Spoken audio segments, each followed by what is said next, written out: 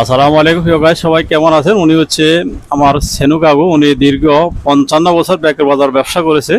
তো আসলে উনি এখন শারীরিকভাবে একটু অসুস্থ। উনি কিছুদিন আগে স্টক করেছে। তো আসলে ব্যাকের বাজার সকল ব্যবসায়ী এবং আশেপাশে যারা ওনার কাস্টমার ছিল বা পরিচিত মুখ, উনি সবার কাছে দোয়া চাচ্ছে। আল্লাহ রাস্তা মাফ করে দিন ভাই। আল্লাহ আসসালামু আলাইকুম। ভালো আছেন নি?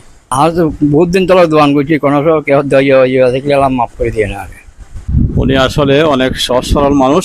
উনি দীর্ঘদিন ব্যাকের বাজারে ছায়ের ব্যবসা করেছে। তো ওনার ব্যবসায়িক জীবনে যদি কেউ ওনার সাথে কোনো ধরনের লেনদেন থেকে থাকে, অবশ্যই ওনাকে জানাবেন। হয়তো উনি অনেক মানুষের সাথে লেনদেন করেছে, অনেক কথাবার্তা সরলও নাই।